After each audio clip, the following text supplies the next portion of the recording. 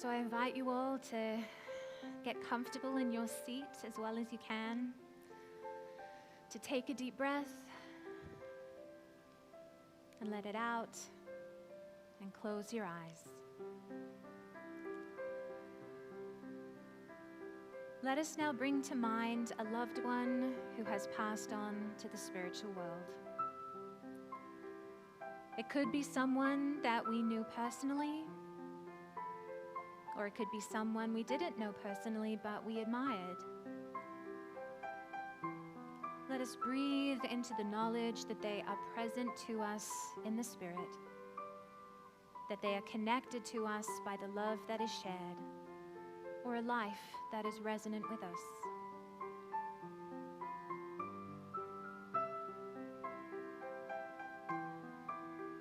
Psalm 34, verses 1 through 10. I will bless God always. Praise will continually be on my lips. My soul will boast about God. Let the oppressed hear and be glad. Glorify God with me, and let us exalt God's name together.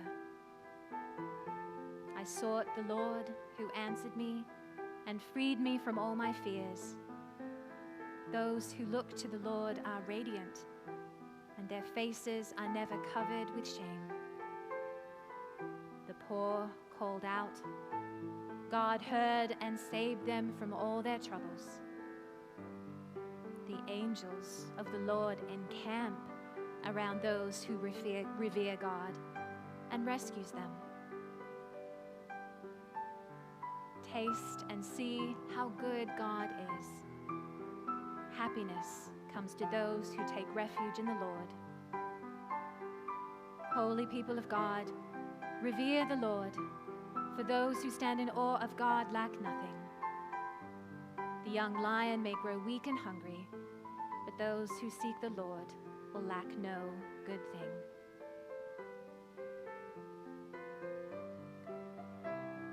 Let us bring to mind our loved one and take a moment to recognize how they are strengthening us. How might you both be exalting God's name together in this moment?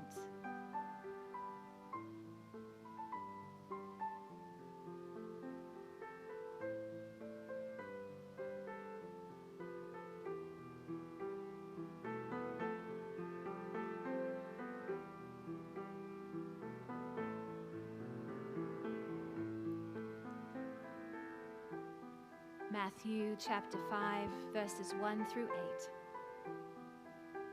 Now when Jesus saw the crowds, he went up on a mountainside and sat down. His disciples came to him, and he began to teach them. He said, "Blessed are the poor in spirit, for theirs is the kingdom of heaven. Blessed are those who mourn, for they will be comforted.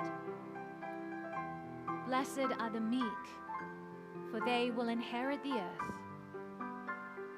Blessed are those who hunger and thirst for righteousness, for they will be filled. Blessed are the merciful, for they will be shown mercy. Blessed are the pure in heart, for they will see God. Blessed are the peacemakers, for they will be called children of God."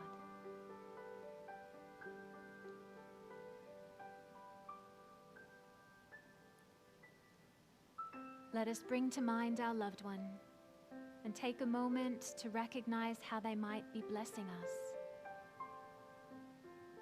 How might they be present to us even when we do not feel blessed?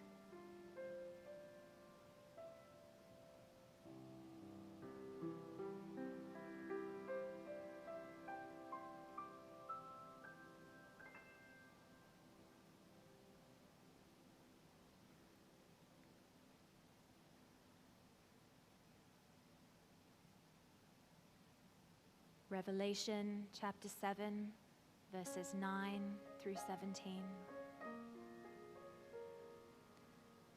After this I looked, and there before me was a great multitude that no one could count, from every nation, tribe, people, and language, standing before the throne and before the Lamb.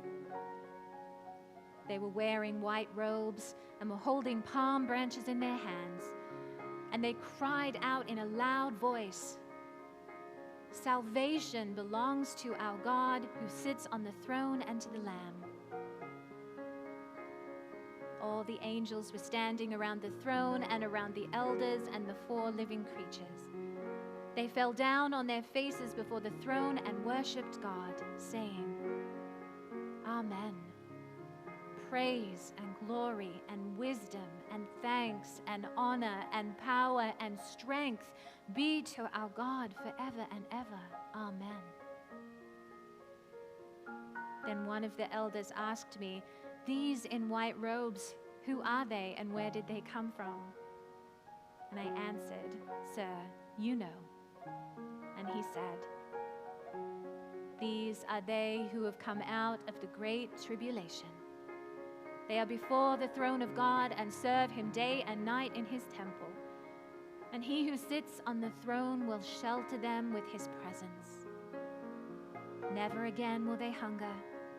Never again will they thirst. The sun will not beat down on them, nor any scorching heat. For the Lamb at the center of the throne will be their shepherd. He will lead them to the springs of living water. And God will wipe every tear from their eyes."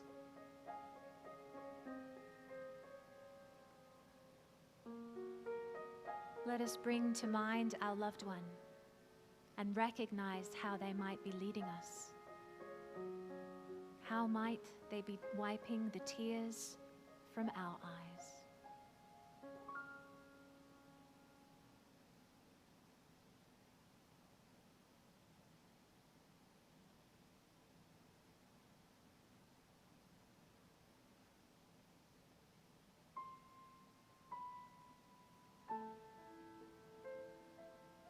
True Christianity, number 475. Our mind is the spirit within us that lives after death. Our spirit is continually in contact with people in the spiritual world who are similar to us. Our spirit is also present with people in the physical world through the material body with which it is surrounded. The reason we do not know that our minds are among spirits is that the spirits we are associating with in the spiritual world think and speak in a spiritual way. But our spirit, as long as it is in a physical body, thinks and speaks in an earthly way. And spiritual thought and speech cannot be understood or perceived by an earthly person or the reverse. This is also why we cannot see them.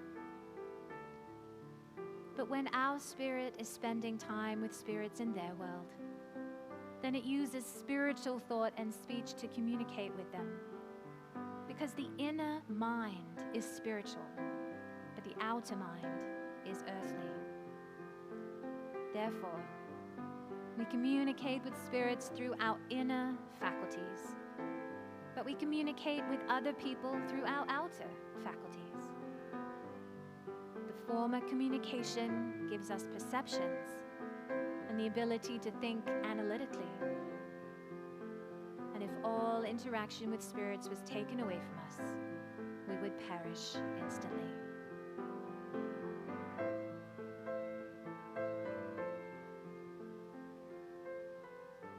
Let us bring to mind our loved one and recognize how they might be sustaining us in our everyday life.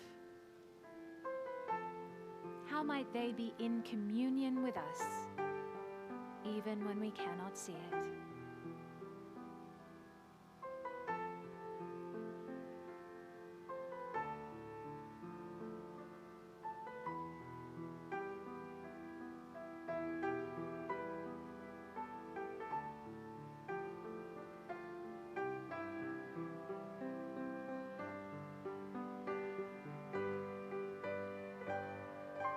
the Death of the Beloved by John O'Donoghue. We look toward each other no longer from the old distance of our names. Now you dwell inside the rhythm of breath, as close to us as we are to ourselves. Though we cannot see you with outward eyes, we know our soul's gaze is upon your face, smiling back at us from within everything to which we bring our best refinement. May you continue to inspire us, to enter each day with a generous heart, to serve the call of courage and love until we see your beautiful face again, in that land where there is no more separation, where all tears will be wiped from our mind, and where we will never lose you again. Amen.